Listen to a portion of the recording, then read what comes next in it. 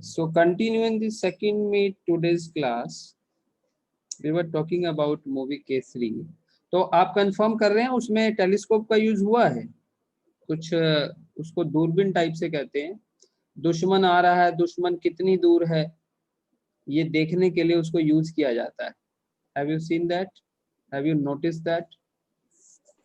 Yes, sir. है ना? तो कुछ वैसा ही कुछ हम पढ़ने जा रहे हैं उसी के बारे में। और उस मूवी में एक चीज और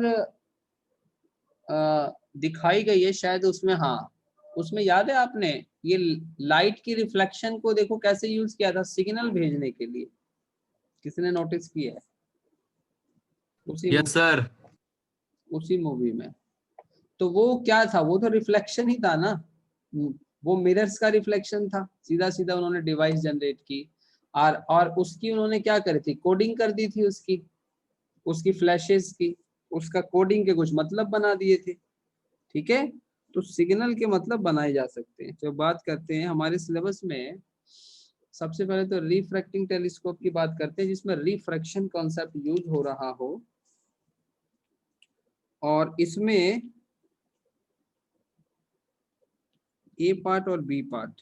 ए पार्ट में कौन सी इमेज बनेगी? When image formed at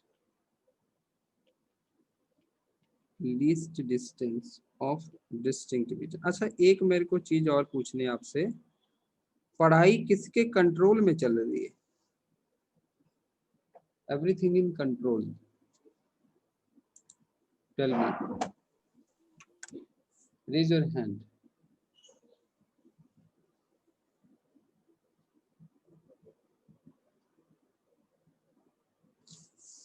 क्योंकि आपकी 12th बोर्ड क्लास है और आपकी अब बहुत जल्दी हाफ ईयरली में 90% सिलेबस आ रहा है, यानी आप लोग का सिलेबस सभी सब्जेक्ट में ऑलमोस्ट फिनिश होने की तरफ बढ़ रहा है। ठीक है ना? सभी के एक आधे चैप्टर बच रहे होंगे या कोई किसी ने फिनिश भी कर दिया हो सकता है ऐसा भी। तो काफी लोग हैं और काफी लोग जिनके हैंड रेज नहीं है। अभिषेक, नीचे नीचे कौन है? पलक, शिवम, अभिषेक, अचिता, शिवम, आपके हैंड रेज नहीं है। आप लोग को प्रॉब्लम, आपके कंट्रोल में नहीं है कुछ चीजें। कौन सी भाई?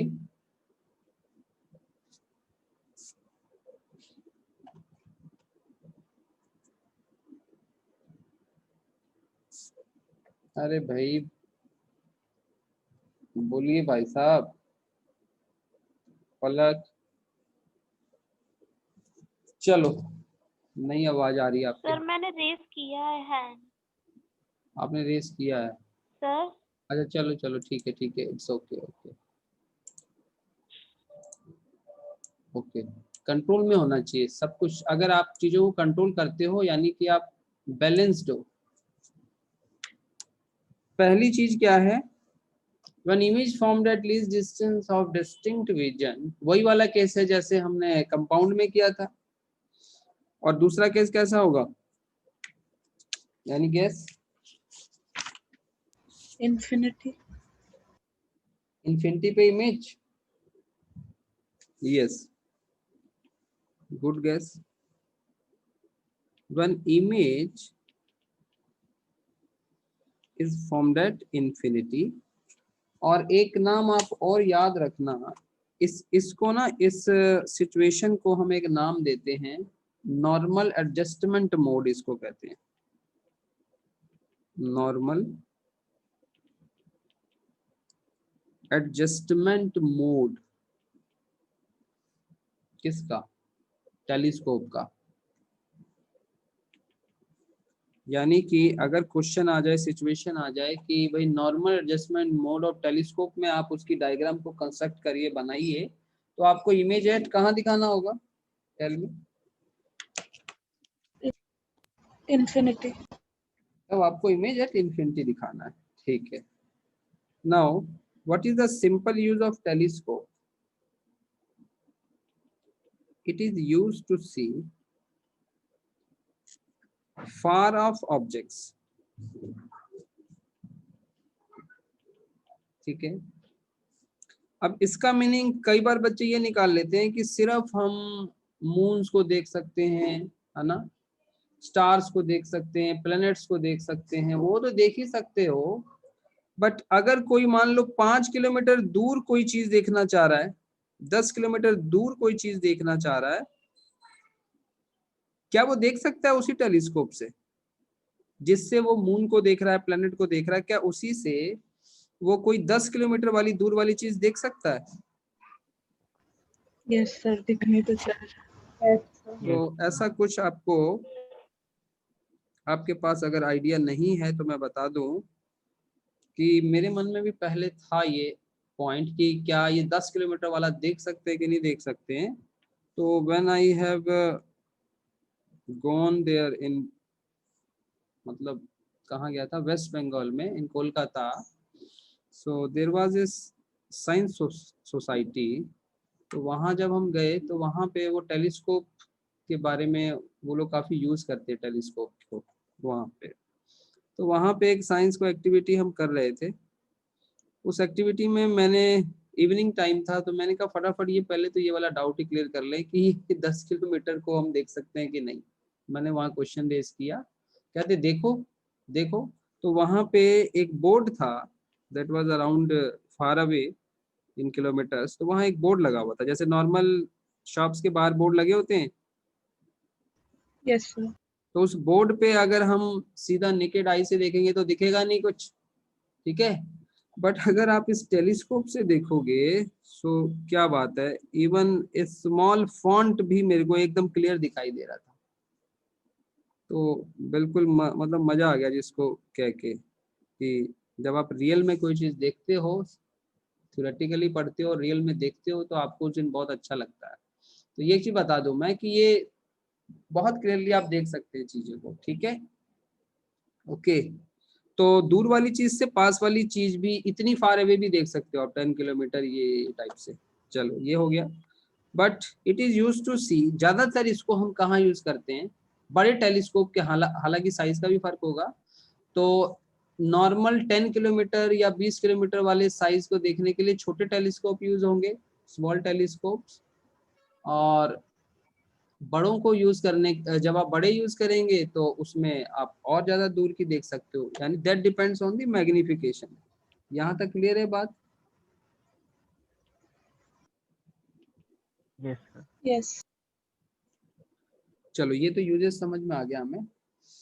अब इसकी कंस्ट्रक्शन में आइडिया तो आपको पहले से ही है कि कितने लेंस यूज होने, 2। 2 होने। ऑब्जेक्टिव लेंस बड़ा होगा छोटा होगा? बड़ा। बड़ा। क्योंकि मैंने समझा रखा है आपको कि ये कंपाउंड से रिवर्स बनाना है हमें, ऑपोजिट। उसका ऑपोजिट बनाना है हमें। तो इसकी हम करते हैं, इसका भी डायग्राम स्पेशल तरीके से बनेगा। तो पहले आप इसको कम से कम बड़ा दिखाने के लिए मैं ऊपर 4 लाइंस प्रिंसिपल एक्सिस के और नीचे 4 लाइंस लूंगा 8 लाइंस में, या इसको इवन 10 लाइंस में भी बना सकते हैं ऑब्जेक्टिव लेंस को। ओके, भूल के भी आप पहले आई लेंस मत बनाना। उसके बाद इसको हम दिखा देते हैं,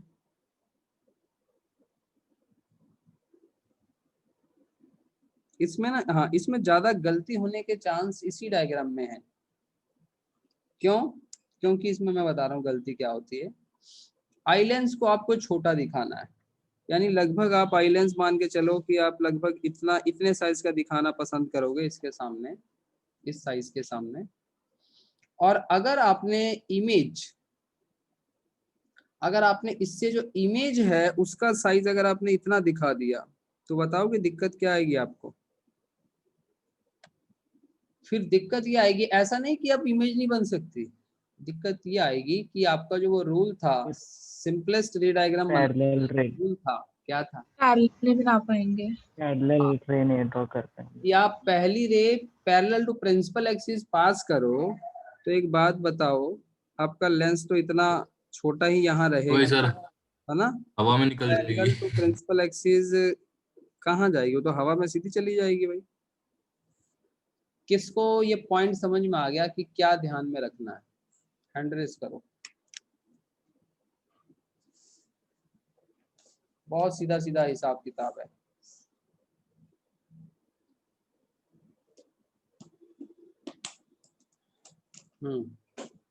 क्या ध्यान रखेंगे हम फिर?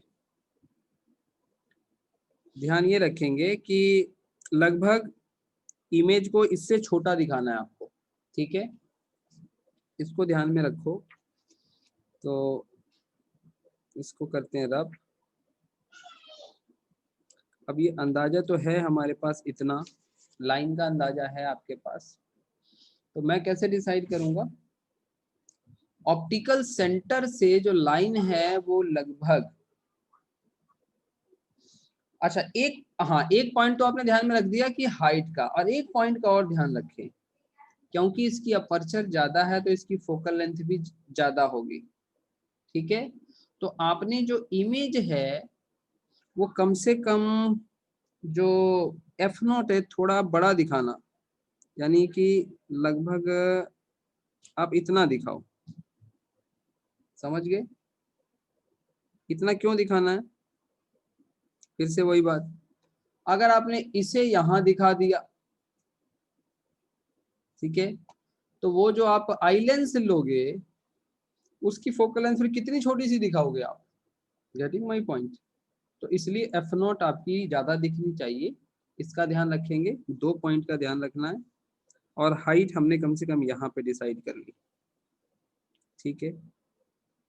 नाउ अब ये डिसीजन होने के बाद पहली रे आप इसके साथ इसकी लाइन में पास करो ऐसे, क्योंकि आपको पता है कि ऑप्टिकल सेंटर से जो लाइट है वो क्या होती है, बिना बेंड हुए पास करती है। यस और नो? ठीक है, थोड़ा टेढ़ा बन गया, इसको इसको सही करेंगे हम। So that's why you have to use the scale. हालांकि I can also try to use the scale, तो इसको यूज कर लेते हैं।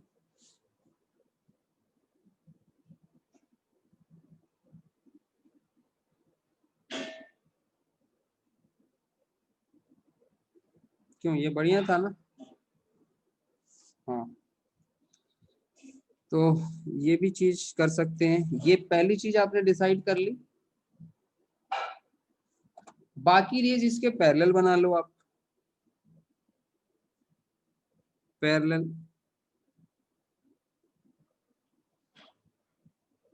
नहीं दिख रही, कोशिश करते हैं और उसको पैरेलल बनाने की, और यहाँ भी पैरेलल। ये जो रेज हैं ये कहाँ से आ रही है? इन्फिनिटी से। जो ऑब्जेक्ट दूर है से। Parallel raise from distant object, जो ऑब्जेक्ट हमारा स्टार प्लेनेट दूर है उससे आ रही है। ऑब्वियसली उसको बहुत दूर मानने का मतलब है इन्फिनिटी पे मानेंगे। और ये यहाँ एक अल्फा दिखाएंगे हम, वो अल्फा यहाँ आ जाएगा। अब मुझे ये बताओ, कन्वेक्स लेंस की प्रॉपर्टी क्या है? कन्वर्ज करना। तो जो पैरेलल रेज आ रही हैं वो किस पॉइंट पे कन्वर्ज होगी? फोकस पे। फोकस पे तो होगी, पर ध्यान दो, अगर ये पैरेलल टू प्रिंसिपल होती तो ये पॉइंट ऊपर होता।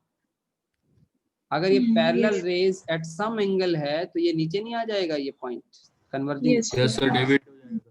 है ना, Yes, नीचे sir. आ जाएगा। So in this way the image you will show like this. यहाँ तक जिनको समझ में आ गया हैंड रेज करें। This diagram you understood?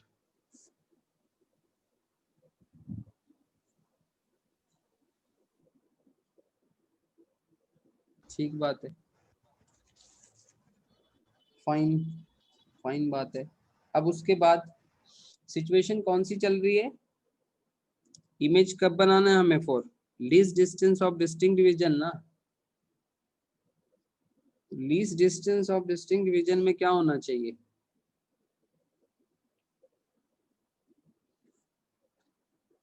उसमें आपको ये ऑब्जेक्ट आई लेंस की फोकल लेंथ के अंदर होना चाहिए या बाहर होना चाहिए, तो अंदर। सर अंदर होना चाहिए। अगर अगर अंदर होगा तो वो इमेज तो इधर बन जाएगी राइट साइड पे, और आपको मैग्नीफाइड इमेज भी तो चाहिए।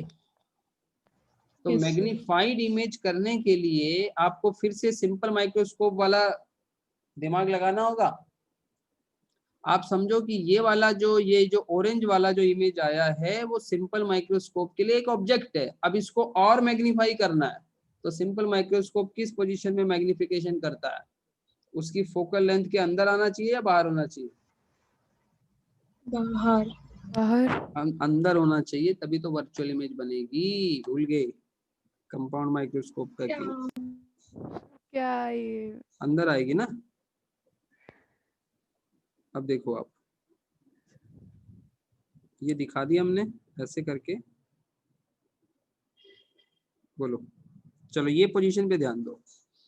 अब पोजीशन देख के बताओ, डू यू एग्री कि इसको और मैग्नीफाई करने के लिए और उसको मैग्नीफाई करने के लिए ये C' के अंदर होना चाहिए था, तो वो दिखा दिया हमने अंदर, तभी मैग्निफिकेशन होगी। ठीक है।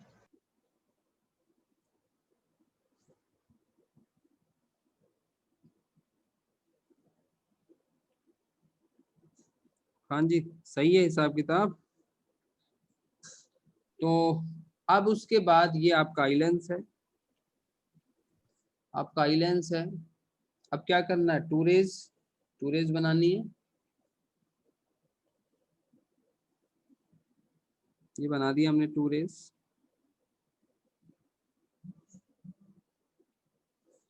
One is parallel to principal, second one is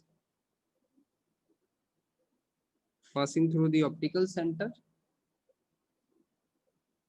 ये यहां से इस तरफ से देखेंगे हम, और इमेज कहाँ दिखेगी, बैक साइड प्रोड्यूस Back. करेंगे। है ना, एट द बैक एंड। ये डायग्राम हमारी बहुत सॉलिड बनी है एकदम। क्यों सॉलिड बन रही है, क्योंकि दो प्रिकॉशन का ध्यान रखा हमने। दो प्रिकॉशन पहले लगा दिए ना हमने, अगर Yes, हम sir. नहीं लगाते तो हमें दिक्कत आती ना फिर। अभी आप स्केल यूज कर लेना, सो स्केल से ये डॉटेड बनेगी। और इसमें क्या करना आप, इसमें जो इमेज को है वो आप कहाँ दिखाओगे, इस लेंस से पीछे की तरफ ही दिखाना, ठीक है। और नेचुरली इस वे में बनाओगे तो पीछे ही दिखेगी। अब देख सकते हो कितनी मैग्नीफाइड इमेज है, can you notice size of the Yes, magnification. sir. ये फर्स्ट इमेज, ये सेकंड इमेज आई डैश, और ये कहाँ बनाई है, least distance of distinct division पे बनाई, यानी कि ये डिस्टेंस कितना होगा। अच्छा ये कैसे डिसाइड होगा कि ये least distance of distinct division है, बस हमारी एडजस्टमेंट से हमें आइस के थ्रू जहां पे बेटर ये दिखाई दे रहा है क्लैरिटी, वही least distance of distinct division मान लिया जाएगा, ठीक है, जहां पे बेटर इंटेंसिटी हमें दिख रही होगी। फाइन। Yes. तो उससे least distance of distinct division आ गया। ये डायग्राम हमारी ऑलमोस्ट कंप्लीट है। What I can further show, F कहाँ दिखाना है, फोकल लेंथ कहाँ दिखेगी, एग्री, ये focal length of eye lens है, फोकल लेंथ ऑफ ऑब्जेक्टिव मैंने दिखा दी है। सो डायग्राम कंप्लीट है। डायग्राम में एक चीज और मेंशन करते हैं, we what we called as length of the telescope. वो किसको कहा जाता है? सो रिमेम्बर, ये जो गैप है ये वाला, this is called as length of the telescope. Fine, length of telescope.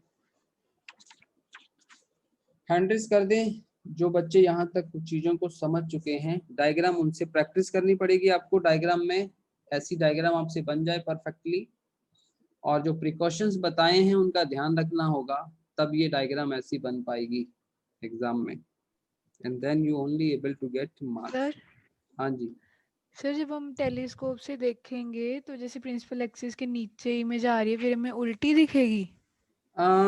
दिखनी तो चाहिए उल्टी, बट जैसे आप अगर मून देख रहे हो, प्लैनेट्स देख रहे हो, तो वो तो गोल हैं, तो क्या फर्क पड़ेगा उल्टी और सीधी का,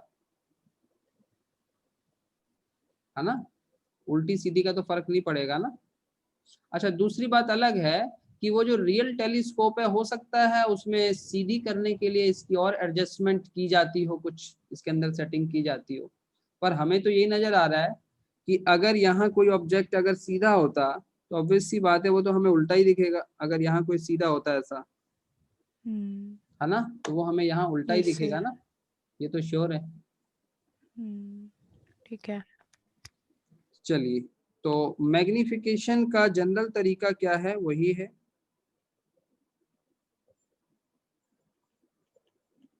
beta by alpha. You remember beta by alpha, image angle over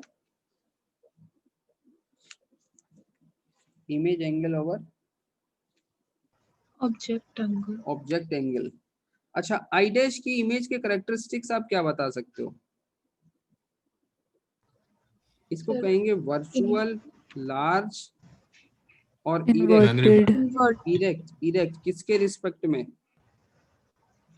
जो image with object. Respect to eye lens. देखो यहाँ पे आई लेंस के रिस्पेक्ट में इरेक्ट होगा ना. देखो, आई लेंस के लिए ये ऑब्जेक्ट है और ये यस सर. उसकी इमेज है, तो इसलिए यहाँ पे मेंशन किया हमने with respect to eye lens. Fine. Yes sir. Okay, तो इसकी इसकी डेरिवेशन अगेन वही है, सिंपल ज्योमेट्रिकल है.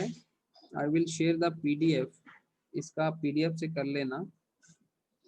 और आगे जाके अगले स्टेप में 10 बीटा बाई 10 अल्फा लगा के फिर इनकी वैल्यूज आप फिलअप करेंगे, तो एक चीज हमारी रहेगी, बीटा. बीटा और अल्फा हमें दिखाना है. तो बीटा अल्फा, मेरे ख्याल से अल्फा तो हम दिखा चुके हैं. Can you see the beta? Here is beta. ठीक है, तो इस बीटा को हम इमेज एंगल मान सकते हैं ना? यस. मान सकते हैं. फाइन. पर एक बात का और ध्यान रखना होगा आपको, वो डेरिवेशन में पता चल जाएगा आपको. द पॉइंट इज, तो इस केस के अंदर स्टेप बाय स्टेप जाओगे, then you will obtain a relation that I am giving the homework in between steps. See in shared notes. और ये रिलेशन क्या बन जाएगा? बोलो, कर लोगे ये? हैंड रेज करो, कितने कर लेंगे? दे आर कॉन्फिडेंट कि ज्योमेट्री, सिमिलैरिटी, ट्रिग्नोमेट्री वगैरह तो लगा लेंगे हम सर. क्या दिक्कत है? So F naught by F E, इसका रिलेशन देखो ये बन रहा है.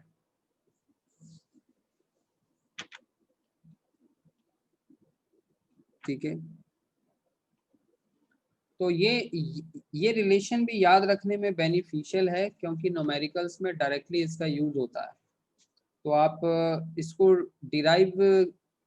डेरिवेशन लंबी है, इसलिए आप डेरिवेशन की तो आनी चाहिए, एग्जाम में डेरिवेशन भी आ सकती है, बट इसका रिलेशन भी याद रखें. ठीक है,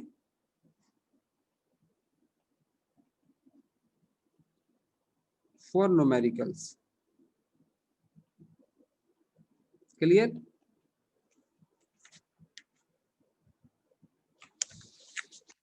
नाउ क्या आपको अंदाजा होगा सीधा सा कि बी वाली जो डायग्राम है कैसी बनेगी? इन्फिनिटी पे कब बनेगी? सिंपल हिंट दे रहा हूं, जब Focus. ये वाली जो इमेज है वो कहाँ आ जाएगी? ये वाली एफ पे आ जाएगी, फोकस पे सर। तो वो इमेज एट इन्फिनिटी बन जाएगी। So that's homework for you, और ये पूरा डायग्राम के साथ मैं शेयर कर दूंगा, डोंट वरी। ठीक है, हो जाएगा। Yes. So normal adjustment mode वाला होमवर्क है, सी from notes.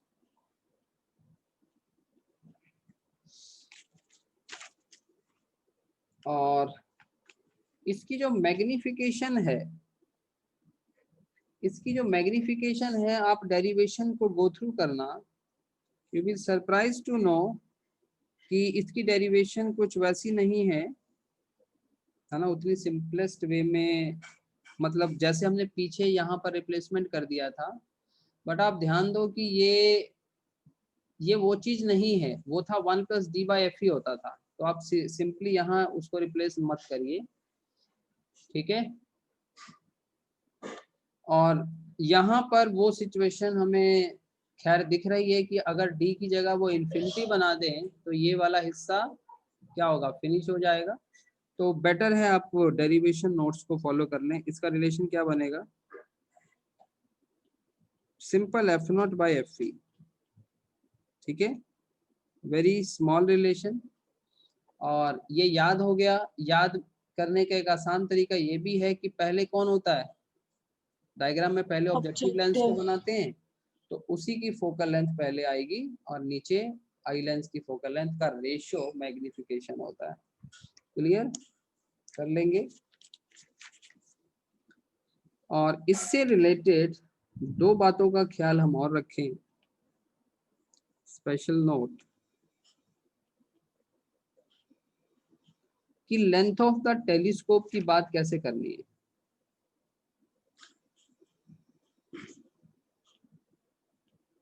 Length of telescope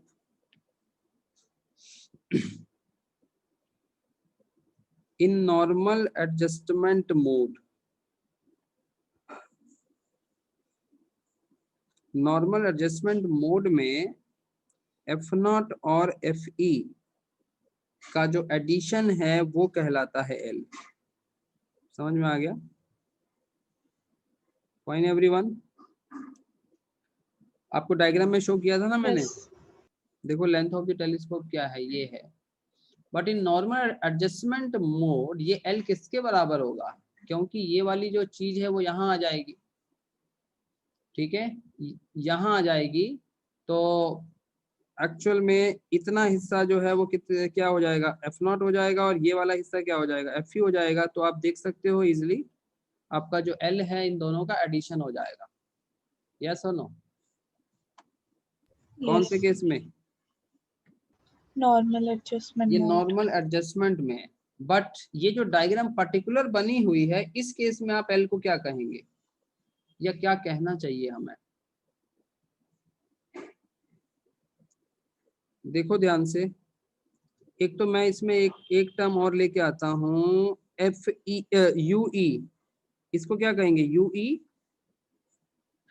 what is UE? Object distance for eye lens. Yes. Yes sir.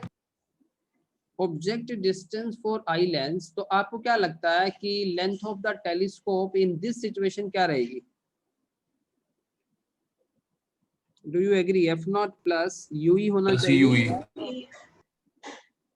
Magnitude में, रिमेंबर इन मैग्नीट्यूड, इसमें कोई साइन कन्वेंशन नहीं, ठीक है।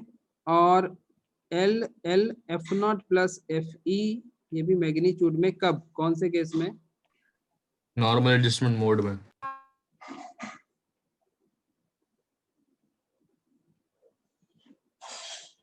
तो ये न्यूमेरिकल में ये चीज काम में आएगी। फाइन, चलिए, तो ये टेलीस्कोप का भी काम हमारा फिनिश हो गया।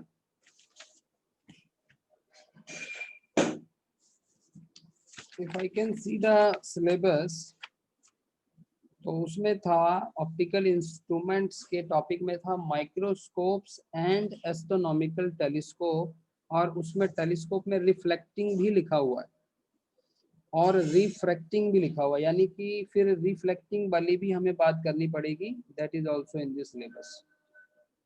Clear students? तो वो बहुत छोटा सा है, ज्यादा कोई टफ नहीं है वो रिफ्लेक्शन वाला। रिफ्लेक्टिंग टाइप टेलीस्कोप किसको कहते हैं और उसके एडवांटेज क्या हैं, ये टाइप का क्वेश्चन बनता है एग्जाम में।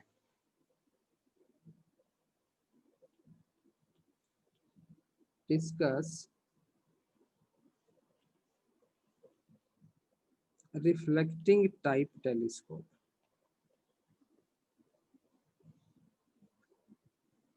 and its advantage.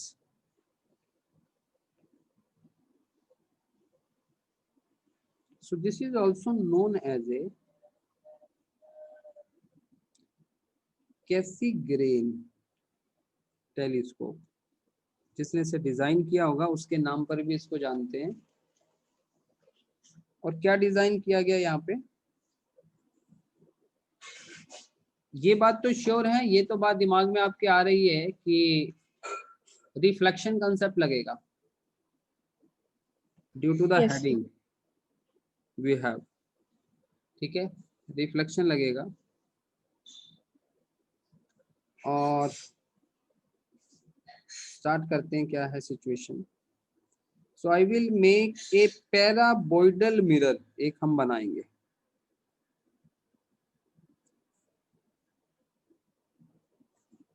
So parabolic shape तो सबने सुना होगा, तो उसी शेप में एक हमने पैराबोइडल मिरर बनाया M1, इसको कहेंगे ऑब्जेक्टिव मिरर। और एक मिरर की हमें हेल्प और लेनी होगी यहाँ पे,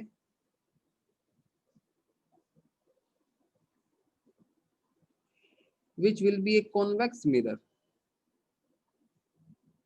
ठीक है। कॉन्वेक्स मिरर को कैसे रखना है, अब बताओ, अगर आपको मिरर नहीं बताया होता तो आज मैं फिर मिरर का नाम लेते हुए मैं कंफर्ट फील नहीं करता, ठीक है। मुझे पता ही नहीं होता कि आपको मिरर कितना पता है नहीं पता है, ठीक है, क्लियर है। तो पढ़ाते वक्त ये टीचर के माइंड में होना चाहिए कि बच्चों को कितना पता है, ठीक है, उसके हिसाब से टीचिंग होती है। ये बताओ, अब ये कैसा मिरर बनाया हमने, कौन सा मिरर है ये, जल्दी बताओ। Convex. कॉन्वेक्स। लिख दिया था मैंने, पर आपको पता भी था। तो यहाँ पे अब रेज कैसे आएंगी, अब ध्यान देना। अच्छा, समझ में आ रहा है, हिंट लग रहा है, रेज किधर से आएंगे, ऑब्जेक्ट किधर होगा,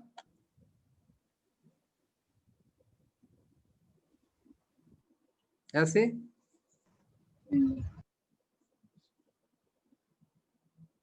ठीक है। और ये जो पैराबॉइडल मिरर है बेटा, इसका कहीं फोकस होगा, डेफिनेटली sir. इसका फोकस होगा। और इसका फोकस जैसा है तो उसी हिसाब से ये रेज यहाँ आएगी फोकस पे। कौन से लॉ से, कौन से Reflection. लॉ का हिसाब होगा, रिफ्लेक्शन का हिसाब होगा। यहाँ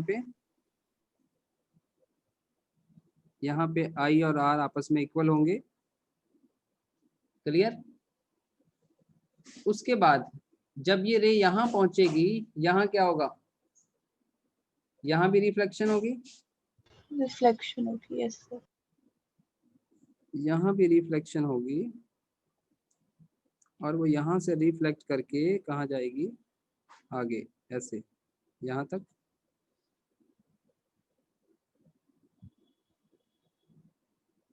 ऐसे ही एक इधर से दिखा दो आप,